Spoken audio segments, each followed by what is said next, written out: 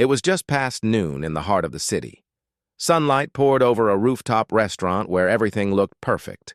Clean white tablecloths, fresh flowers on each table, soft music playing from hidden speakers. The kind of place where rich people go to forget the world below them. Laughter and clinking glasses filled the air as waiters moved smoothly between tables, holding trays with meals too expensive to name. At a corner table with the best view sat Alexander Grant. He was older now, mid-60s, maybe more, but still carried himself like a man in charge. His silver hair was neat, his suit sharp, his watch expensive. He was the kind of man everyone seemed to know, but few truly understood. His eyes were tired, though, the kind of tired that money can't fix. Across from him sat Elena, younger, beautiful, the kind of beauty that made people stop and stare. Everything about her was perfect, her hair, her makeup, the way she held her wine glass. But something was off. Her smile felt practiced. Her eyes never really looked at Alexander. She kept glancing down at her phone, her thumb moving fast as she texted someone who wasn't there. Down on the street, behind the glass that lined the edge of the rooftop, a boy stood still. No one noticed him. His clothes were too big, his hoodie worn thin at the elbows. His name was Ty. He wasn't just standing there for fun. He was hungry. He watched the plates pass from kitchen to table, eyes scanning the rich people as they ate without worry. His stomach growled, but he stayed quiet. Then, just as a waiter placed a plate of food in front of Alexander, Ty's eyes caught something strange. Elena, who had been calm and quiet all this time, did something with her hand. Something quick. Her fingers dipped into her purse, and a small object flashed for just a second. Ty leaned closer. Something didn't feel right. He didn't blink. He didn't move. He just stared, unsure of what he had just seen, but certain it wasn't normal. Ty stayed frozen behind the glass, his eyes locked on the table above. He could still see Elena's hand resting near her purse. Her face hadn't changed. She was still smiling, still nodding at whatever Alexander was saying, but something about that moment didn't sit right. Ty's stomach growled again, but the hunger was drowned out by a new feeling. Worry. Up at the table, Alexander barely noticed. He was talking about a business deal, or maybe something to do with stocks. Ty couldn't hear from where he was. He watched as Alexander reached for his wine glass. Ty's heart thumped harder. That was it. That's what she had touched. He was sure now. She had dropped something into his drink when he wasn't looking. Ty stepped back from the glass and wiped his palms on his hoodie. For a second, he thought about walking away. What if he was wrong? What if he said something and got in trouble? No one would believe a kid like him anyway. He didn't look like someone people trusted. But the image of that dropper bottle in her hand kept playing over and over in his mind. Her movement was too quick, too smooth, like she had done it before. He looked up again. Alexander lifted the glass and gave it a little swirl. He was about to take a sip. Ty's body tensed. His thoughts raced. If he was wrong, people would laugh or yell, but if he was right, that man could die. He swallowed hard. His feet stuck to the sidewalk. He didn't know this man. He had never been inside a place like that. But what he had seen felt real. Ty took one step toward the edge of the building, then another. His legs shook, but his eyes stayed locked on Alexander's hand. Every second felt slower than the last. He had no plan, no idea what would happen next. All he knew was that he couldn't stay quiet anymore. Ty didn't think. He just moved. He slipped past the crowd near the host stand, weaving between chairs and tables. Some people noticed him, others didn't. His heart was beating so loud it almost drowned out the music. He walked straight toward Alexander's table, each step feeling heavier than the last. His throat was dry, but he forced the words out anyway. "Don't drink that!" he shouted. The sound of his voice cut through everything. Conversations stopped. Silverware clinked against plates. People turned to stare. Alexander froze, his glass just inches from his lips. Elena's head snapped toward Ty, her eyes sharp like knives. "What did you say?" she asked, her voice cold and angry. But Ty didn't back down. "She put something in your drink," Ty said, pointing at Elena. "I saw her." His voice was shaky, but it was loud enough for the whole rooftop to hear. A waiter dropped a tray. A couple gasped. Elena stood up so fast her chair scraped against the floor. She looked furious, but Ty kept going. "You can smell it. Just check." "I'm not lying." Alexander looked from Ty to Elena, then back again. His face showed no emotion at first, but his hand slowly set the glass back down on the table. For a moment, no one spoke. The air felt heavy, like the whole world had stopped to see what would happen next. Elena's smile vanished. Her eyes narrowed as she pointed at Ty.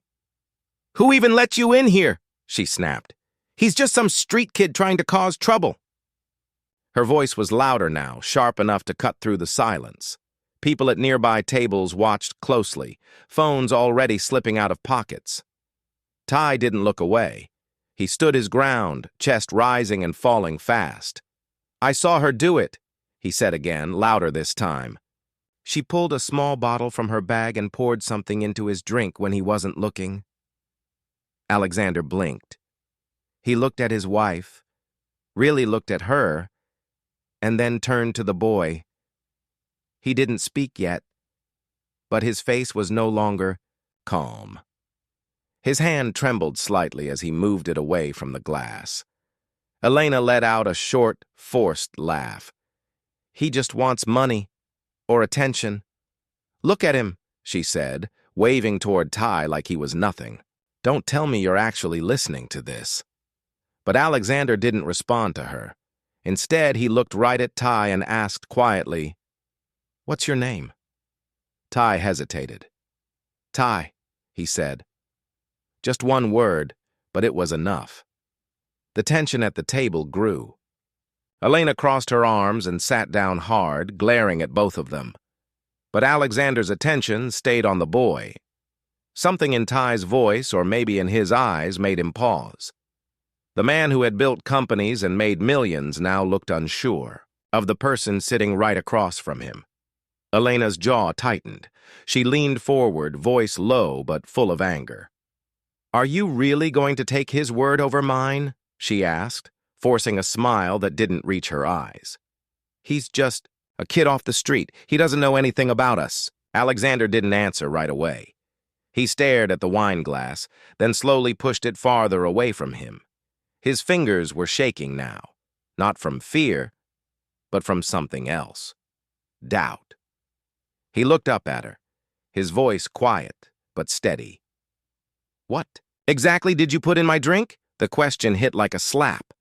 Elena's face dropped for just a second, then snapped back into her usual calm. "I didn't put anything in your drink," she said, quick and defensive. "This is ridiculous." But her voice had changed. It wasn't as smooth anymore. It cracked at the end. The people around them noticed. Whispers filled the air. Someone nearby muttered, "She's hiding something." Ty took a step closer, still watching the glass. "I saw her swirl it 3 times after she poured it in," he said, more confident now. "That's not how you stir wine. She did it to mix something in." The waiter, who had been frozen nearby, took a careful step forward. "Should I get the manager, sir?" he asked. Alexander nodded without looking up. "Yes," he said, his eyes still locked on Elena. "And call someone who can test this." The room went quiet again. Elena sat frozen, her hands clenched in her lap. The calm, perfect world around her had started to crack, and this time, she couldn't control it. The minutes felt long. Nobody ate. Nobody spoke above a whisper. Waiters stayed close to the walls, unsure of what to do. Ty stood a few feet from the table, hands clenched at his sides, unsure if he should leave or stay. His heart was still racing, but he tried not to show it. Alexander leaned back in his chair, staring at the glass in front of him like it might explode. Elena didn't say a word. She just sat there, stiff, eyes cold, pretending everything was normal, but her fingers were gripping the edge of the table so hard her knuckles turned white. Alexander finally turned his head slightly and looked at Ty. "Why'd you stop me?" he asked, not in anger, just in curiosity. Ty shifted on his feet. "Because I saw it," he said. "I couldn't just watch it happen." His voice was quiet, but firm. "Even if no one believed me." There was a long pause. Alexander studied him like he was trying to figure out if he was telling the truth or just putting on a show. Elena gave a small snort. "This is crazy," she said under her breath, brushing her hair back. "Are we seriously still talking about this?" A few guests whispered again. Some were recording with their phones now, holding them low but clearly aimed at the table. The glass of wine sat untouched. Its surface was still, but everything around it was tense, like it was the center of a storm waiting to hit. Ty stayed where he was, not backing down. He didn't know what would happen next, but deep down he felt this wasn't over. Not yet. The sound of heels clicking broke the silence as a woman in a dark suit stepped onto the rooftop. It was Detective Reyes. Someone had called her, maybe the manager, maybe Alexander's assistant. No one was sure, but her presence changed everything. She walked straight to the table, calm and focused. "I need to know what's going on here," she said firmly. Alexander nodded toward the wine glass. "The boy says my wife put something in my drink. He says he saw her do it." Ty didn't speak. He just stood there, eyes steady, waiting. Elena rolled her eyes and crossed her arms. "This is nonsense," she said, her voice full of frustration. "Are we really letting a street kid waste everyone's time?" But the detective wasn't looking at her. She was looking at Ty. "Can you tell me what you saw?" she asked. Ty nodded and explained again. How Elena took something from her bag, how she tilted it into the drink, how she stirred it. Reyes turned to Elena. "May I see your purse?" she asked. Elena froze for half a second, just long enough for everyone to notice. Then she forced a smile. "Why? Are we searching random people now?" Her tone was sharp. Reyes didn't argue. She simply repeated, "Your purse, please." Slowly, Elena handed it over. The detective opened it in front of everyone. At the bottom, beneath her lipstick and wallet, was a small, clear bottle. Still, half full. Gasps rippled across the rooftop. Alexander stared at the bottle, then at his wife. Elena's face dropped, her skin pale. That's not mine," she said. But the words didn't sound convincing. Ty didn't move. He just watched her closely. He had seen enough to know this wasn't going to end with more silence. The truth was starting to slip through the cracks, and there was no stopping it now. Elena stood up so fast, her chair nearly tipped over. Her voice shook, but it was loud. "This is a setup! That bottle isn't mine!" she yelled, her eyes wide, almost panicked. But no one believed her anymore. The crowd had gone silent again. Alexander didn't say a word. He just stared at her like he was looking at someone he didn't recognize. The detective stayed calm, holding the bottle carefully in her hand. "It matches what the boy described," she said, turning toward Elena. "Do you want to explain how it got in your bag?" Elena's breathing grew heavier. She opened her mouth to speak, but nothing came out. Then suddenly, like something inside her snapped, she pointed at Ty. "You were watching me, weren't you? You were waiting for a chance to ruin this." Her voice cracked, raw with anger. "You think you're better than me? You think he'll care about you?" The words poured out, one on top of another. "I gave him years of my life. I stood by him when no one else did. And what did I get? Nothing. Just silence. Just more waiting." Alexander finally spoke. His voice was low, but it cut through the noise. So you tried to poison me? Elena turned to him, eyes wide. I didn't mean to. It wasn't supposed to go this far. I just wanted to be free. Her voice cracked again, and the truth hung heavy in the air. The detective stepped forward. That's enough, she said. You're under arrest. Elena didn't fight. She didn't run. She just stood there, frozen, as the cuffs clicked around her wrists. Some people whispered, some recorded. But Alexander didn't look at anyone else. He kept his eyes on the glass, then slowly turned to Ty. The boy who had nothing had just saved everything. The rooftop slowly began to settle again. Waiters cleared half-eaten plates. Some guests whispered, others left quietly. But Alexander didn't move. He sat still in his chair, eyes fixed on the glass of wine that almost ended his life. Then he looked at Ty. The boy hadn't run, hadn't asked for anything. He was just standing there, unsure if he should stay. Alexander motioned to the seat, across from him. Sit, he said. Ty hesitated, glancing around, then slowly pulled the chair out and sat down. His hoodie sleeves covered his hands as he gripped the edge of the seat. I wasn't trying to cause trouble, he said softly. I couldn't watch it happen. Alexander nodded. I know, and I believe you. His voice was tired, but there was something warm in it now. You saved my life today. Ty didn't know what to say. He looked down at the table, then back at Alexander. I didn't do it for anything. I don't want money. Alexander smiled faintly. I know that too, that's why I want to help you. He reached into his jacket, pulled out his phone, and made a short call. Ty watched, nervous. Was he calling the police again? Was he going to send him away? But when Alexander hung up, he looked Ty in the eye. Someone I trust is on the way. You'll have a place to sleep tonight, clean clothes, a real meal. Not just for today, but for as long as you need. Ty blinked. It didn't feel real. He didn't know how to answer. No one had ever offered him that before, not without wanting something in return. He nodded slowly, still trying to take it, all in. For the first time in a long while, he felt something new creeping in. Not fear, not hunger, something like hope.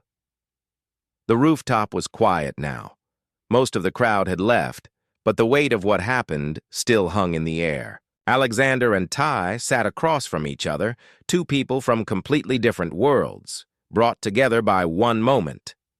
Alexander reached for his glass of water and took a sip, not rushing, not speaking right away. Then he looked at Ty and said, Sometimes life throws people into your path for a reason. Ty didn't respond right away. He was still trying to understand why someone like Alexander, someone with everything, was being kind to him. You didn't have to do this, Ty said. I didn't expect anything. Alexander nodded slowly. That's exactly why you deserve it. The sun had started to move lower in the sky. Shadows stretched across the rooftop. Alexander leaned back in his chair and looked out over the city. Most people would have walked away, he said. Pretended they didn't see anything. But you didn't. You stood up when it mattered. He turned to Ty again. You changed the story. Ty looked down, quiet for a moment. Then he said, I just didn't want to see someone get hurt. His voice was steady now, not shaky like before. And Alexander smiled. Not a forced one, but a real one. That's the kind of heart this world needs more of. As they sat there, with plates cleared and the noise gone, it felt like something had shifted. Not just in their lives, but in the space around them. Ty wasn't just the kid no one noticed anymore. He was the one who spoke up, who made people listen. And Alexander? He wasn't just the rich man at the top anymore. He had been reminded that sometimes real strength doesn't come from money or power. It comes from doing the right thing, even when it's hard. And in that quiet, The message was clear. Courage isn't about where you come from. It's about what you do when it matters most.